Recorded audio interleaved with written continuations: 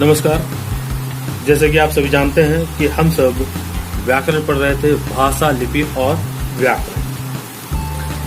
तो आज का हमारा विषय है साहित्य।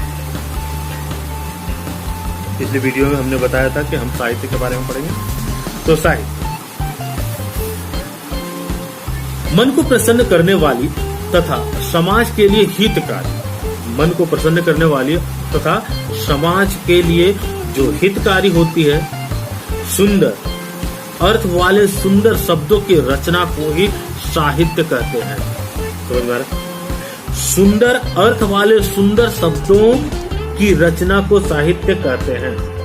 साहित्य दो प्रकार के होते हैं। साहित्य दो प्रकार के होते हैं, गद्य साहित्य और दूसरा है पद्य साहित्य। ठीक है, गद्य साहित्य, गद्य से हम क्या समझते हैं? जिसमें कि कहानियां हमें मिलती है, वो हम गद्य के भाग में रखते हैं, यानी गद्य साहित्य के रूप में हम उसे जानते हैं। और दूसरा है पद्य साहित्य। पद्य साहित्य यानी कि जिसमें हमें दोहा, पद, दोहावली, है ना, इस प्रकार से और भी चीजें या फिर कविताएं जो हमें मिलती हैं, वो हम पद के पक्ष में रखते हैं। तो चलिए फिर से हम लोग एक बार उसको और बेहतर तरीके से जानते हैं। जैसे गद्य साहित्य, प्रोज, जिस साहित्य में तुकबंदी और लय का कोई तालमेल नहीं होता है। फिर से हम इस लाइन को एक बार रिपीट करते हैं कि जिस साहित्य में तुकबंदी, तुकबंदी यानी कि रैमिंग, है ना,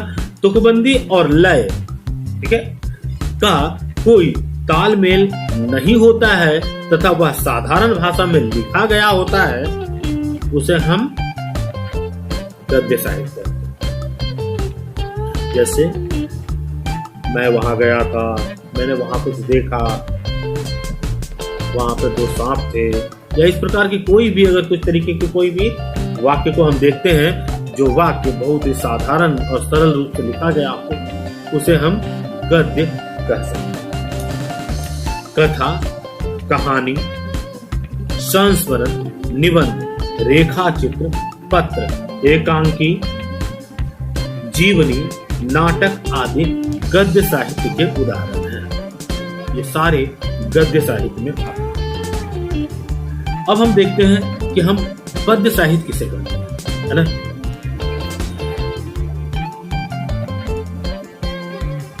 इसे हम अंग्रेजी में पोएट्री भी बोलते हैं और गद्य को प्रोज। पद्य साहित्य जिस साहित्य की रचना करते समय तुकबंदी और लय के तालमेल का विचार किया जाता है, उसे पद्य साहित्य कहते हैं। ठीक है, उसे हम पद्य साहित्य कहते हैं। ठीक है, जैसे एक मैं दोहा आपको पढ़कर सुनाता हूं। रहीमन धागा प्रेम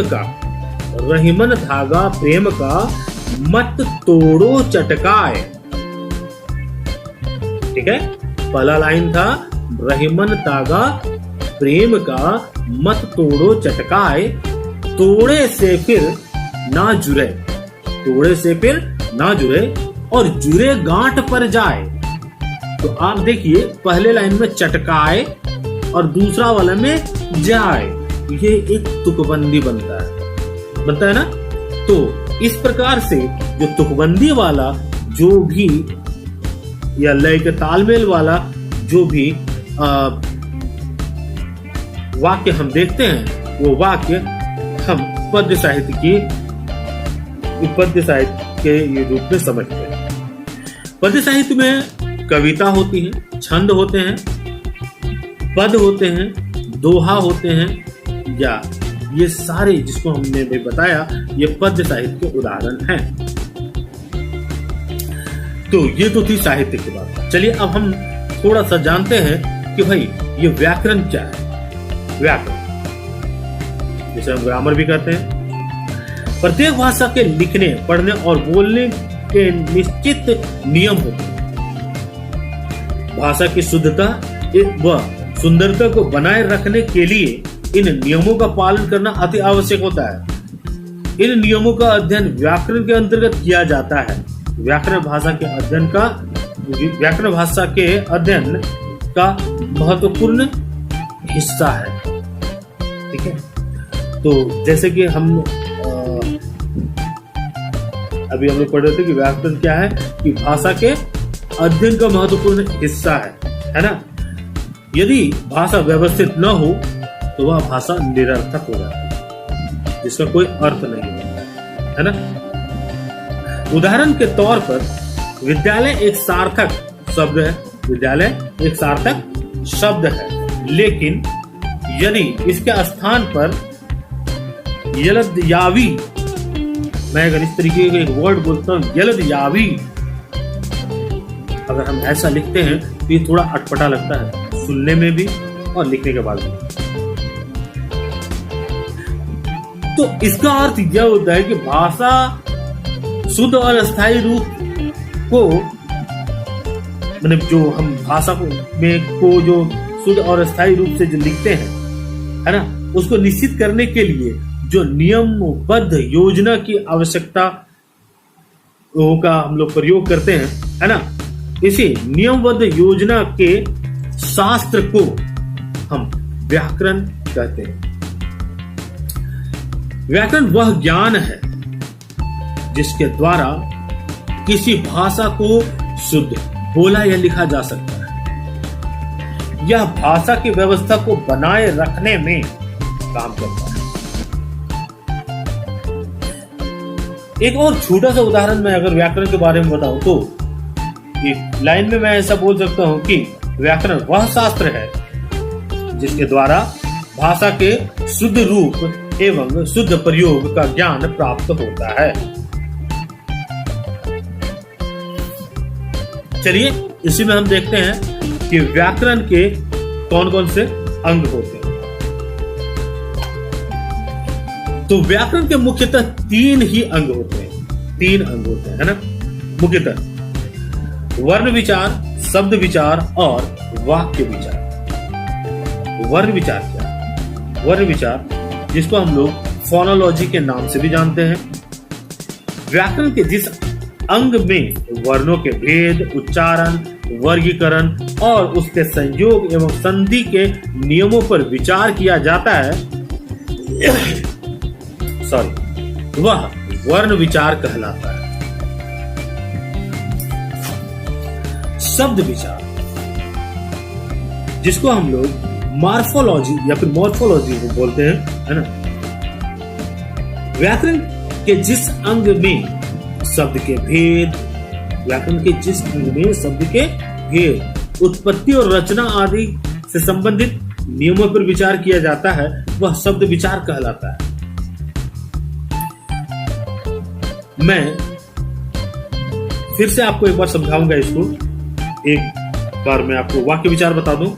वाक्य विचार यानी सिंटैक्स कहता है कि व्याकरण के जिस अंग में, वाक्य के जिस अंग में वाक्य भेद, अंग उपांग, पारस्परिक संश्लेषण, विश्लेषण और विराम चिन्ह आदि के नियमों का विचार किया जाता है, वह वाक्य विचार कहलाता है।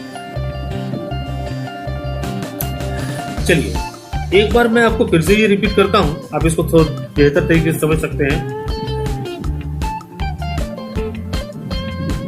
जैसे कि मैंने बताया अभी आपको कि वर्ण विचार क्या है ना।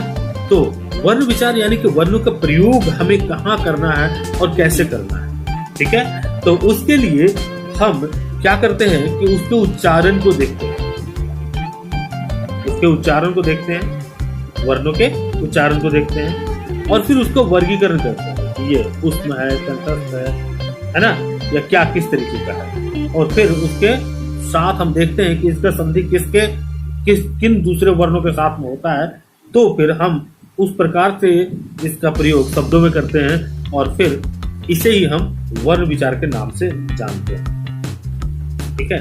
लिखित रूप में हम इसको और बेहतर तरीके से समझ सकेंगे। और शब्द विचार है कि व्याकरण के जिस अंग में शब्द के भेद यानी कि उसकी उत्पत्ति कहाँ हुई है, कैसे उसकी रचना हुई है, ठीक है, इस प्रकार के संबंधित नियमों का पर जब हम विचार करते हैं तो हम इसे शब्द विचार में इस कैटेगरी को रखते हैं। और वाक्य विचार। ठीक है, जैसे कि हम लोगों ने देखा कि हम लोगों ने वर्ण विचार किया, शब्द विचार किया, उसी प्रकार से वाक्य का भेद या फिर अंग उपांग या फिर पारस्परिक संश्लेषण विश्लेषण, या फिर हम जो उसे लिखते हैं तो उसमें कहाँ पर विराम चिन्ह आदि लगाते हैं, इन सब के को ध्यान में रख करके ही हम जो वाक्य बनाते हैं उसको हम वाक्य विचार के कैटेगरी में लाते हैं। हिंदी भाषा का महत्व और विशेषता है, आज हम लोग इस बात को भी समझेंगे कि इंपॉर्टेंस क्या है, importance of Hindi and it's characteristics. ठीक है, तो कहता है कि विश्व की प्रमुख 10 भाषाओं में हिंदी भाषा को तीसरा सर्वोच्च स्थान प्राप्त है। विश्व की प्रमुख 10 भाषाओं में हमारी हिंदी को तीसरा सर्वोच्च स्थान प्राप्त हुआ है। सरल है, सहज है एवं सुबोध होने के कारण हिंदी भारत में अधिक से अधिक लोगों द्वारा प्रयोग में लाई जाने वाली भाषा भी है। इसका अपना मानक रूप है, इसी कारण यह लोकप्रिय भाषा बन चुकी है। ज्ञान, विज्ञान, धर्म, राजनीति तथा अन्य विषयों की अनेक पुस्तकें हिंदी में प्रकाशित हो रही हैं। हिंदी भाषा में विभिन्न समाचार पत्र और पत्रिकाएं प्रकाशित होती हैं।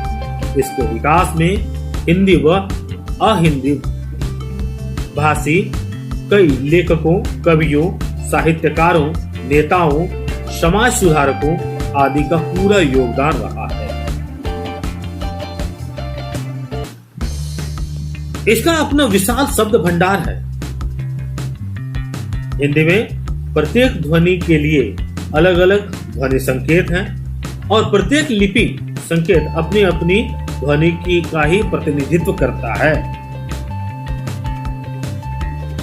इसलिए अन्य भाषाओं की अपेक्षा हिंदी भाषा को सीखना सरल है। हिंदी भाषा विदेशों में भी बोली जाती है, जैसे फिजी में, सूरीनाम में, ट्रिनिडाड में, मलेशिया में, इन सब जगहों पर हिंदी भाषा का प्रयोग किया जाता है। इन्हीं विशेषताओं के कारण हिंदी की गणना विश्व की श्रेष्ठ भाषाओं में की गई है। शायद आपको पता होगा कि लगभग 90 करोड़ लोग प्रथम भाषा के रूप में हिंदी का प्रयोग करते हैं। 90 करोड़ लोग। फिजी देश की राजभाषा हिंदी है। हिंदी विश्व की एक वैज्ञानिक भाषा है जो बोलने और लिखने में समान, आप जैसा बोलते हैं वैसा ही लिखते हैं। हिंदी साहित्य एवं शब्द भंडार सभी दृष्टियों में समृद्ध है। समृद्ध मतलब भरा पूरा है। ठीक है, अंग्रेजी भाषा में लगभग 10,000 मूल शब्द हैं, जबकि हिंदी भाषा में मूल शब्द 2.5 लाख से भी अधिक है। तो अंग्रेजी भाषा के मूल शब्द कितने हैं? 10,000। कितने हैं? 10,000। परंतु हिंदी में कितने हैं? 2.5 लाख। कितने हैं? 2.5 लाख। तो अब हम थोड़ा सा रिपीट करते हैं और देखते हैं कि भाई हम लोगों ने अब तक क्या क्या सीखा। तो हमने सीखा कि भाषा वह साधन है जिसके द्वारा मनुष्य अपने विचारों और भावों का आदान प्रदान करता है।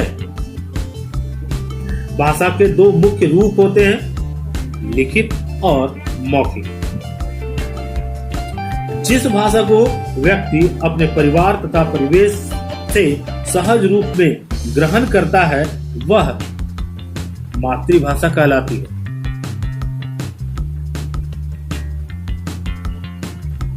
राष्ट्र में अधिक से अधिक लोगों द्वारा बोली व समझी जाने वाली भाषा राष्ट्रभाषा कहलाती है। हिंदी भारत की राष्ट्रभाषा। भारत की राजभाषा भी हिंदी ही है। राजभाषा में राजकीय कार्य किए जाते हैं, जैसा कि हम लोगों ने पहले पढ़ा भी है। दो भिन्न भाषा भाषी व्यक्तियों के मध्य आपसी संपर्क के लिए प्रयुक्त होने वाली भाषा संपर्क भाषा कहलाती है। विद्वानों और भाषाविदों द्वारा स्वीकृत और मानकीकृत भाषा को मानक भाषा कहा जाता है। भारतीय संविधान द्वारा 22 भाषाओं को मान्यता प्रदान की गई है। भाषा का सीमित एवं क्षेत्रीय रूप वहां की बोली कहलाती है। उच्चरित ध्वनियों का लिखित रूप लिपि कहलाता है। व्याकरण वह शास्त्र है जिससे भाषा का विश्लेषण और उनके शुद्ध रूप एवं प्रयोग का निरूपण होता है। व्याकरण के प्रमुखतः 3 अंग हैं। पहला वर्ण विचार, दूसरा शब्द विचार और तीसरा वाक्य। तो आज मैंने ये भाषा, लिपि और व्याकरण पूरा अध्याय को समापन कर दिया। मुझे आशा है कि आप लोगों को इस वीडियो को देखने के बाद कुछ ज्ञान प्राप्त होगा और आप लोगों को ग्रामर समझने में, खासकर भाषा, लिपि और व्याकरण समझने में बहुत आसानी होगी। तब तक के लिए धन्यवाद।